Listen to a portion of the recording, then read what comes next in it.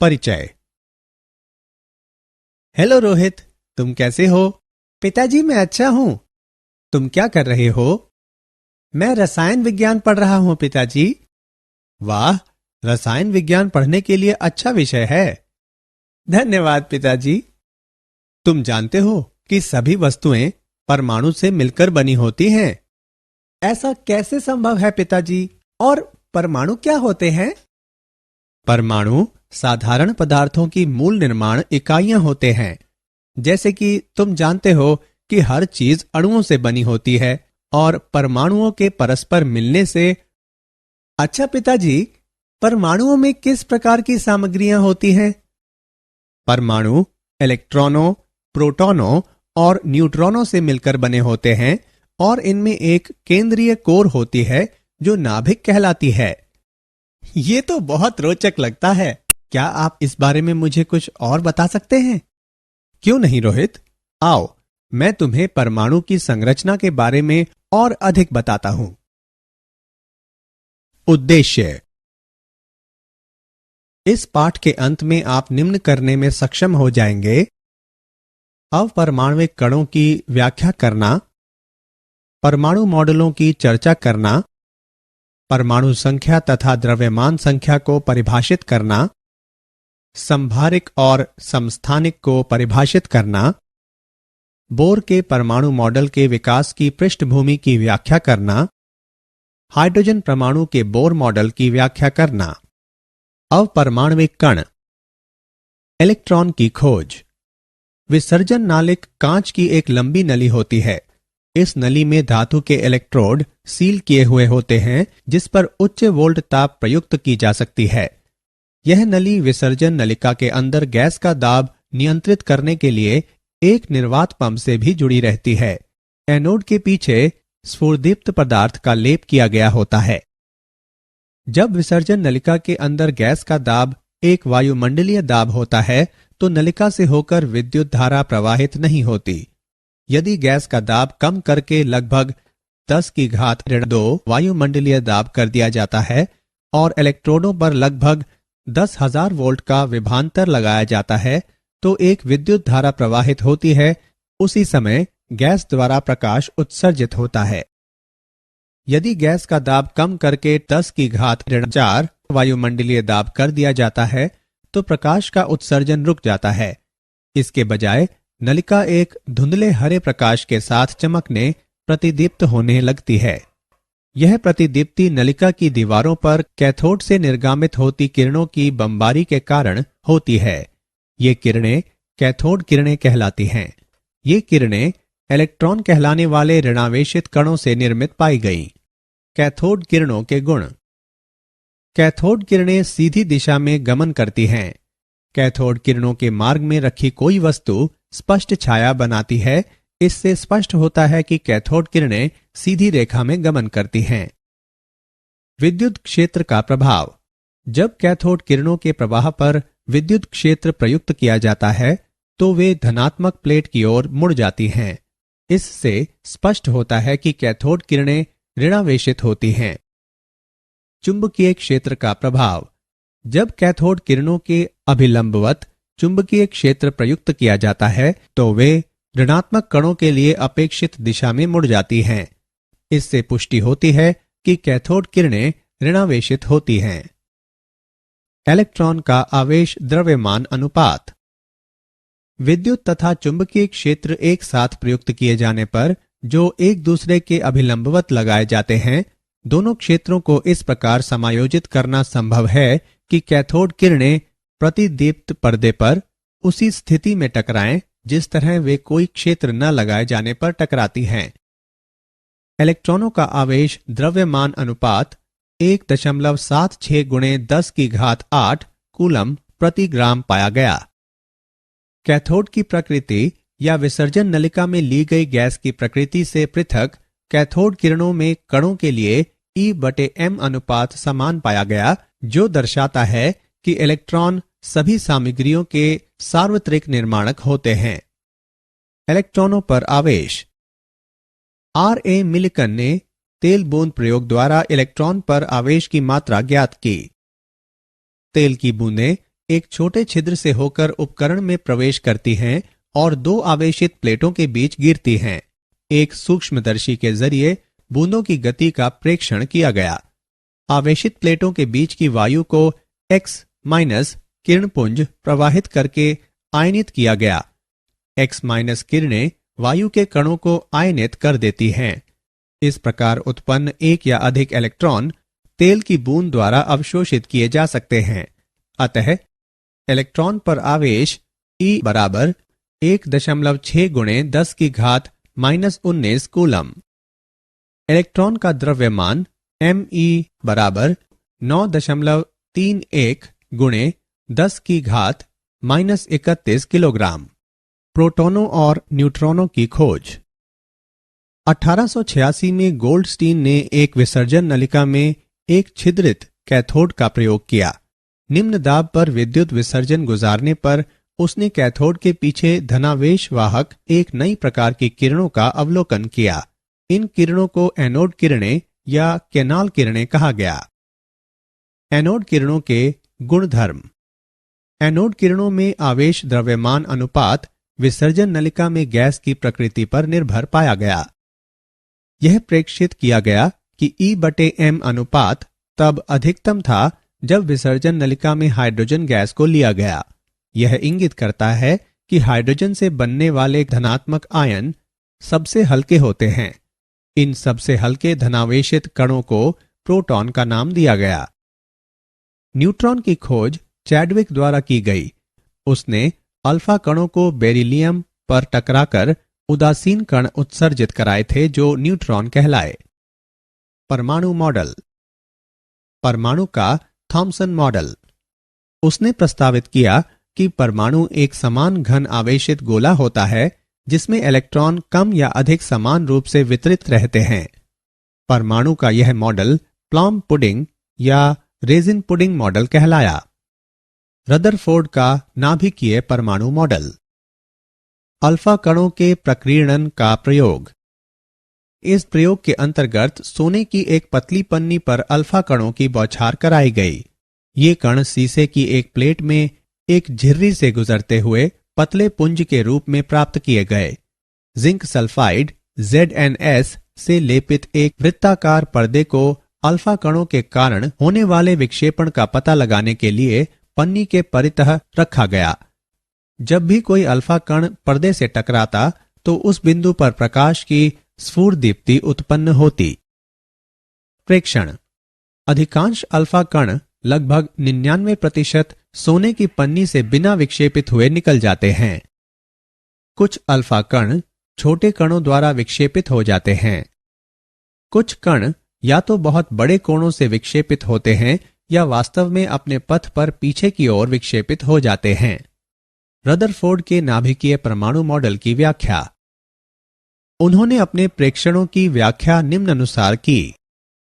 चूंकि अधिकांश अल्फा कण बिना विक्षेपित हुए सोने की पन्नी को पार कर जाते हैं, इससे पता चलता है कि परमाणु में अधिकांश स्थान रिक्त होता है। अल्फा कण धनावेशित होने तथा पर्याप्त द्रव्यमान वाले होने के कारण किसी भारी धनावेशित केंद्र द्वारा ही विक्षेपित हो सकते हैं। अल्फा कणों के विक्षेपण का छोटा कोण इंगित करता है कि परमाणु में एक भारी धनावेशित केंद्र उपस्थित होता है।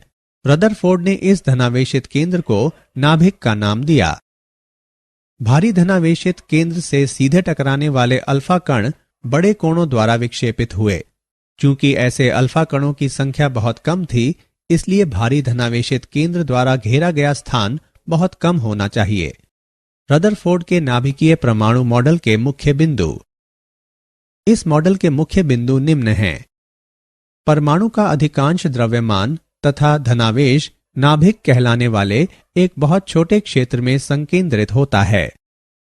नाभिक इलेक्ट्रॉनों से घिरा होता है जो इसके चारों ओर बहुत उच्च गति से घूमते हैं। इलेक्ट्रॉनों तथा नाभिक के बीच आकर्षण का स्थिर वैद्युत बल घूमते इलेक्ट्रॉनों पर कार्य करने वाले अपकेंद्री बल द्वारा संतुलित किया जाता है। इलेक्ट्रॉनों पर कुल ऋणावेश नाभिक पर कुल धनावेश के बराबर होता है, इसलिए परमाणु अपनी समग्रता में वैद्युतिक उदासीन होता है। परमाणु के अंदर अधिकांश स्थान रिक्त होता है। परमाणु संख्या तथा द्रव्यमान संख्या। तत्व के परमाणु के नाभिक पर इकाई धनावेशों की संख्या तत्व की परमाणु संख्या कहलाती है।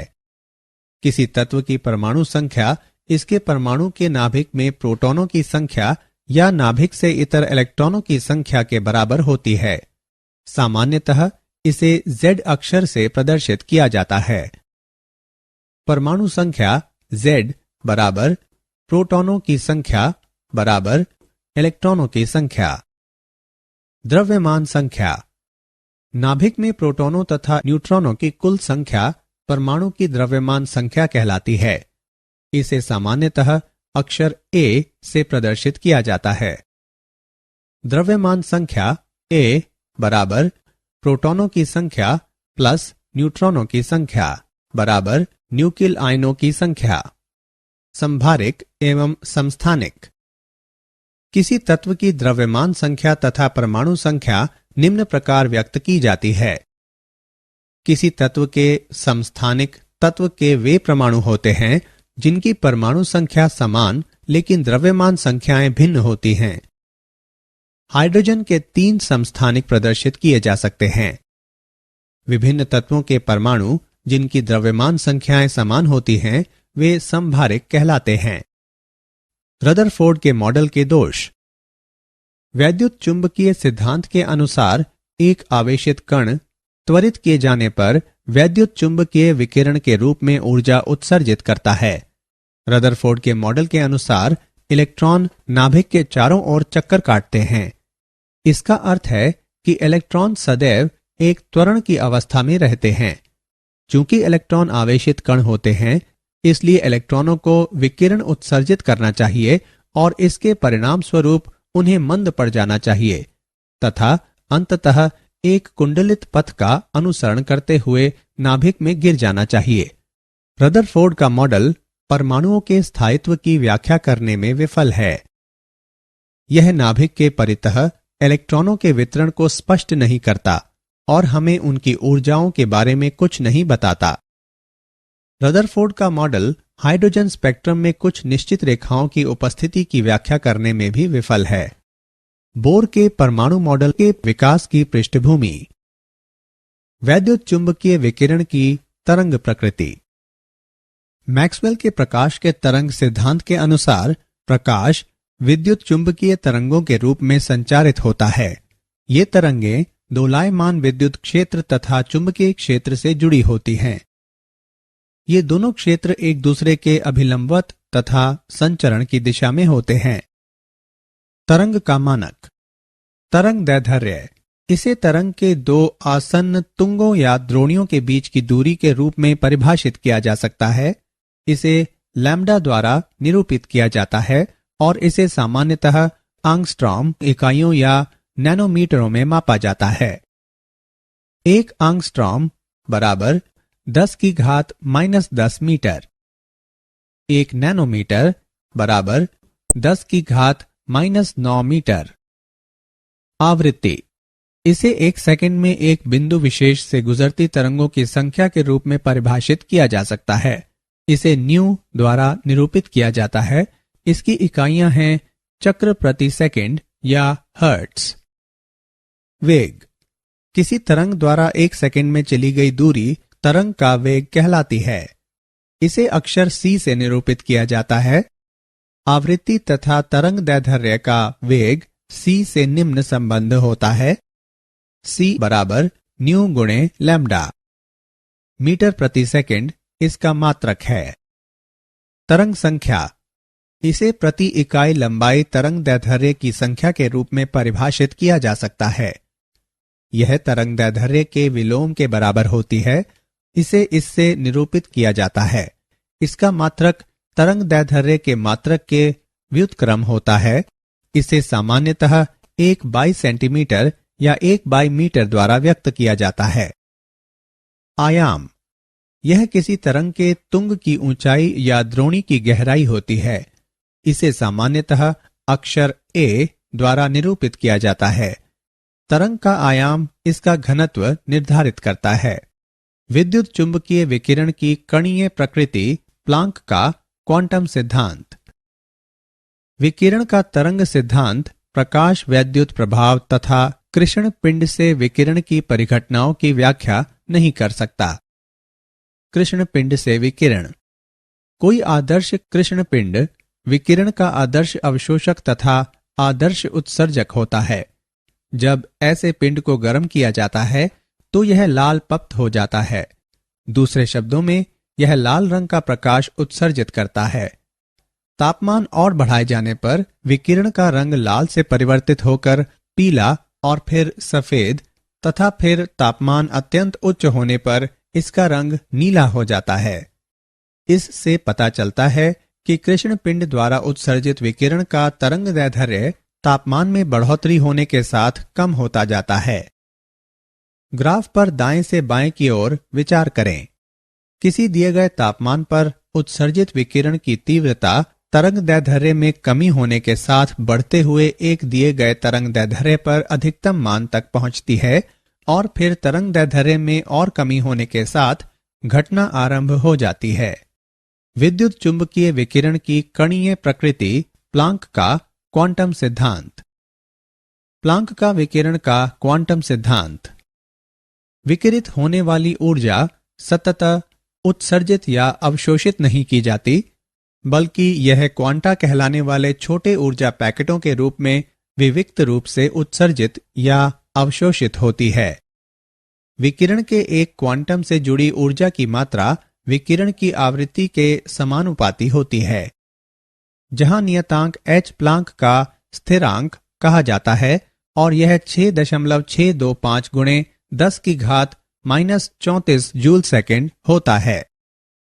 कोई पिंड क्वांटम के पूर्णांक गुणजों के रूप में ही ऊर्जा उत्सर्जित या अवशोषित कर सकता है, अर्थात E बराबर NH म्यू, जहां N बराबर 1, 2, 3, 4 इत्यादि। प्रकाश विद्युत प्रभाव। प्रकाश वैद्युत प्रभाव को किसी धातु के पृष्ठ से इलेक्ट्रॉनों के निकलने के रूप में परिभाषित किया जा सकता है जब उस पर उपयुक्त आवृत्ति का प्रकाश टकराता है। इस प्रकार निकलने वाले इलेक्ट्रॉन फोटो इलेक्ट्रॉन कहलाते हैं।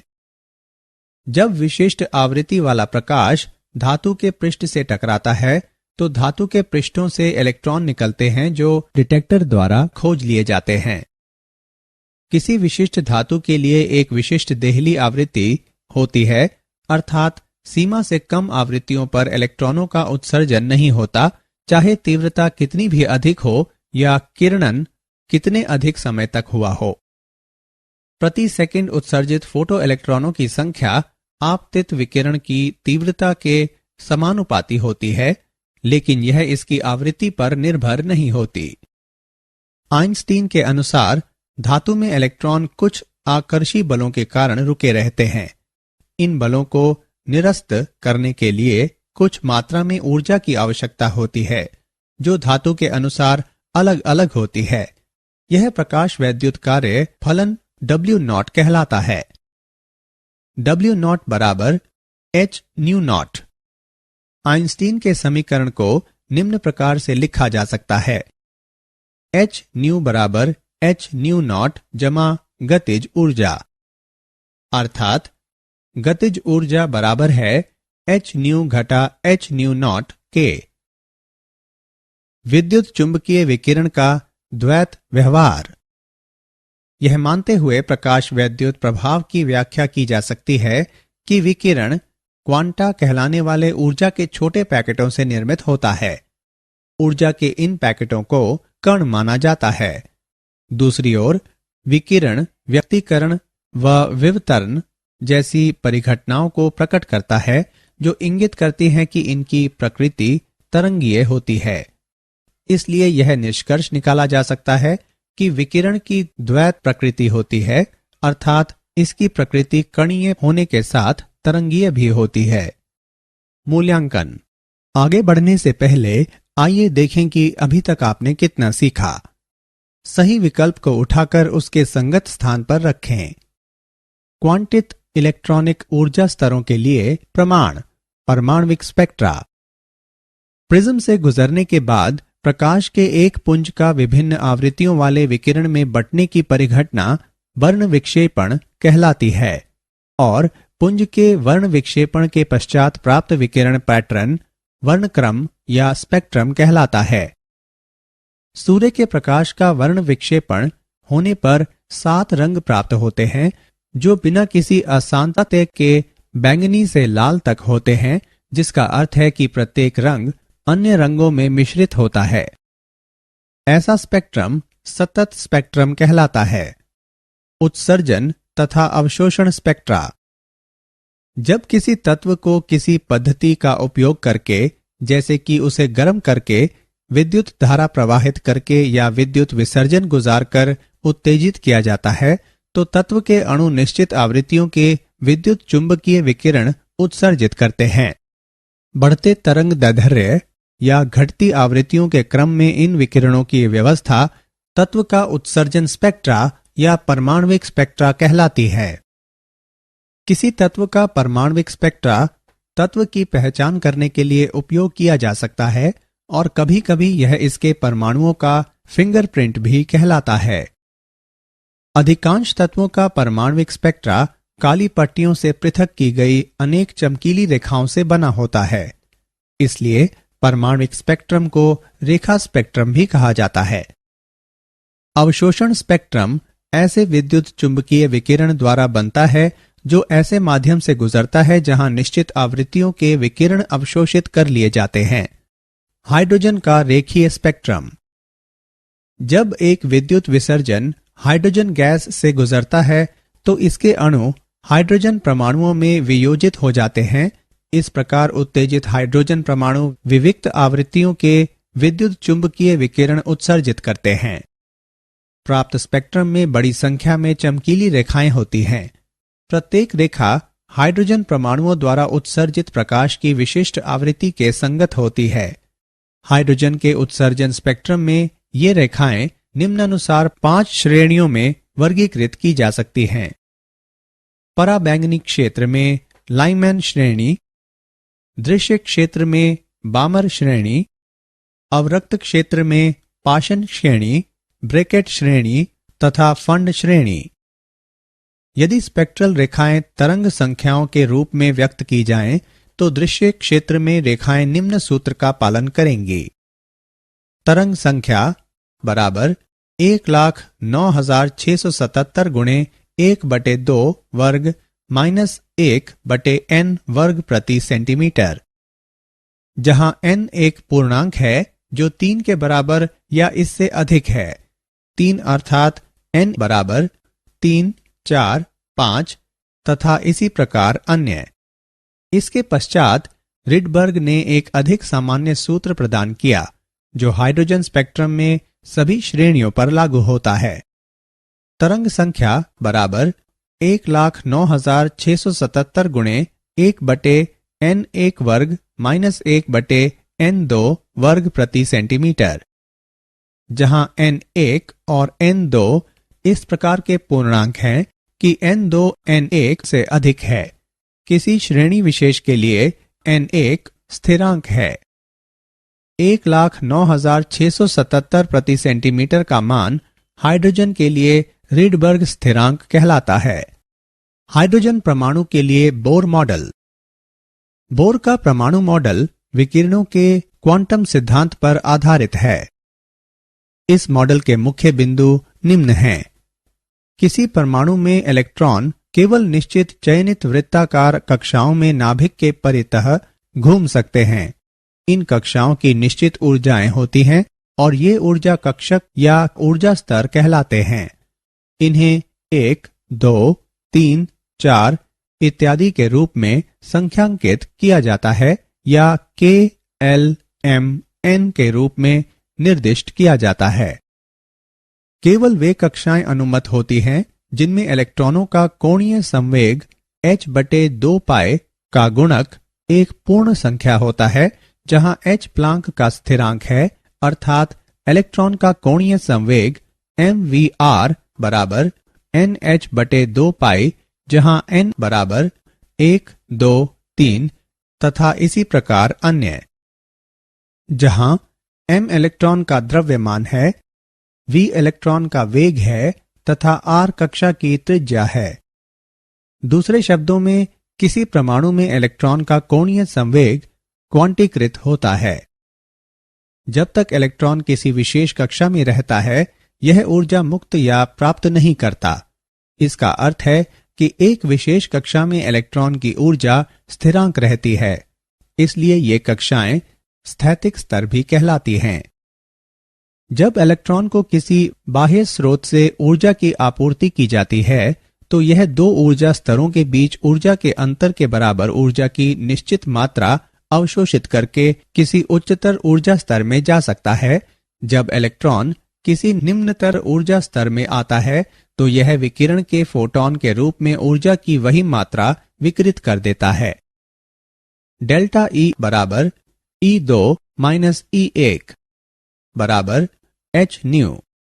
न्यू बराबर E2 minus E1 by h, जहां न्यू उत्सर्जित विकिरण की आवृत्ति है। हाइड्रोजन परमाणु के लिए बोर मॉडल। ऊर्जा का क्वांटीकरण तथा बोर का मॉडल। बोर के मॉडल के अनुसार किसी परमाणु में इलेक्ट्रॉन की ऊर्जा क्वांटीकृत होती है।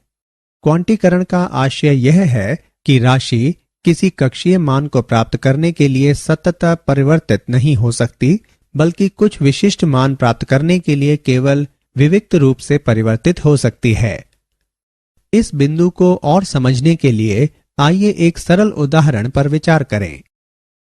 माना कि एक व्यक्ति सीढ़ियों पर नीचे उतर रहा है, अतः व्यक्ति की ऊर्जा विविक्त रूप से परिवर्तित होती है और विविध स्टेपों की ऊर्जाओं के संगत उसके कुछ निश्चित ऊर्जा मान ही हो सकते हैं। इस उदाहरण में व्यक्ति की ऊर्जा क्वांटीकृत हुई है। दूसरी ओर यदि कोई व्यक्ति किसी रैंप पर नीचे आता है, तो ऊर्जा सतत परिवर्तित होती है और रैंप पर किसी बिंदु के संगत उसकी ऊर्जा के कोई मान हो सकते हैं। इस उदाहरण में ऊर्जा क्वांटीकृत नहीं हुई है। इसलिए बोर के मॉडल के अनुसार किसी परमाणु में इलेक्ट्रॉन की ऊर्जा क्वांटीकृत होती है। बोर के मॉडल के मुख्य सफल बिंदु निम्न हैं। बोर का मॉडल परमाणु के स्थायित्व की व्याख्या कर सकता है। बोर का सिद्धांत हाइड्रोजन की किसी कक्षा विशेष में इलेक्ट्रॉन की ऊर्जा का परिकलन करने में सहायक है। व्यंजक निम्न हैं। En बराबर -k वर्ग गुणे 2 गुणे पाई वर्ग गुणे m गुणे e की घात 4/n वर्ग गुणे h वर्ग, जहां m इलेक्ट्रॉन का द्रव्यमान है, e इलेक्ट्रॉन पर आवेश है, h प्लांक का स्थिरांक है, k कूलम का स्थिरांक नियम है। स्थिरांक का मान प्रतिस्थापित करने पर हम पाते हैं कि En बराबर -1312/n वर्ग किलो जूल प्रति मोल। बोर ने हाइड्रोजन परमाणु में किसी कक्षा की त्रिज्या के लिए एक समीकरण प्रदान किया। Rn बराबर n वर्ग गुणे h वर्ग बटे 4 गुणे पाई वर्ग गुणे k गुणे m गुणे e वर्ग। Rn बराबर n वर्ग गुणे 0.529 गुणे 10 की घात -10 मीटर। Rn बराबर n वर्ग गुणे 0.529 एंगस्ट्रॉम। इस प्रकार n के बढ़ने के साथ कक्षा की त्रिज्या बढ़ती है। हाइड्रोजन की प्रथम कक्षा की त्रिज्या 0.529 एंगस्ट्रॉम होती है। यह बोर। हाइड्रोजन के रेखा स्पेक्ट्रम की व्याख्या। हाइड्रोजन के परमाणु में प्रथम कक्षा में उपस्थित इलेक्ट्रॉन तलस्थ अवस्था में होता है। जब विद्युत विसर्जन प्रदान करके आदि के द्वारा ऊर्जा प्रदान की जाती है, तो यह इलेक्ट्रॉन उत्तेजित होकर किसी उच्चतर ऊर्जा स्तर में पहुंच सकता है। क्योंकि हाइड्रोजन के प्रतिदर्श में परमाणुओं की संख्या अधिक होती है, इसलिए विभिन्न परमाणुओं में इलेक्ट्रॉन विभिन्न मात्राओं में ऊर्जाएं अवशोषित करते हैं और उत्तेजित होकर विभिन्न उच्चतर ऊर्जा स्तरों में चले जाते हैं। उदाहरण के लिए आइए विभिन्न हाइड्रोजन परमाणुओं के चौथे ऊर्जा स्तर n बराबर 4 में उपस्थित इलेक्ट्रॉनों पर विचार करें। कुछ परमाणुओं में यह सीधे तलस्थ अवस्था n बराबर 1 में आ सकता है, जबकि कुछ अन्य में यह कूदकर द्वितीय ऊर्जा स्तर n बराबर 2 में और इसके बाद प्रथम ऊर्जा स्तर n बराबर 1 में जा सकता है, जबकि कुछ अन्य परमाणुओं में यह तृतीय n बराबर 3 और द्वितीय ऊर्जा स्तरों से n बराबर 2 प्रथम स्तर में आ सकता है। उच्चतर ऊर्जा स्तरों से प्रथम ऊर्जा स्तर में संक्रमणों के कारण उत्पन्न होने वाली रेखाएं लेमेन रेखाएं कहलाती हैं।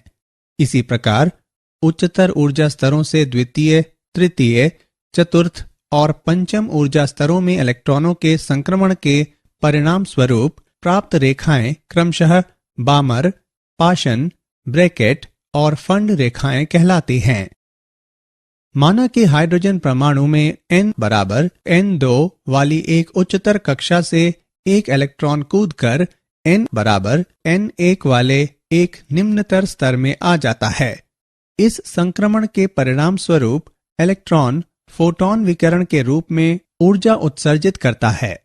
तब उत्सर्जित फोटॉन की आवृत्ति है आवृत्ति बराबर 3.29 गुणे 10⁻15 गुणे 1/n1 वर्ग माइनस 1/n2 वर्ग प्रति सेकेंड। तरंग संख्या के संदर्भ में 1,09,677 गुणे 1/n1 वर्ग माइनस 1/n2 वर्ग प्रति सेंटीमीटर। बोर के मॉडल की सीमाएं। बोर का मॉडल एक से अधिक इलेक्ट्रॉन वाले परमाणुओं के स्पेक्ट्रा को स्पष्ट नहीं कर सका। चुंबकीय क्षेत्र की उपस्थिति में प्रत्येक स्पेक्ट्रल रेखा कम अंतराल वाली रेखाओं में बंट जाती है। जी-मैन प्रभाव कहलाने वाली यह परिघटना बोर के मॉडल के आधार पर स्पष्ट नहीं की जा सकी। इसी प्रकार प्रयुक्त विद्युत क्षेत्र के प्रभाव के अंतर्गत स्पेक्ट्रल रेखाओं का विभाजन, जो स्टार्क प्रभाव कहलाता है, की व्याख्या भी बोर के मॉडल द्वारा नहीं की जा सकी। बोर मॉडल की असफलता के कारण। बोर मॉडल में इलेक्ट्रॉन की तरंग प्रकृति को ध्यान में नहीं रखा गया।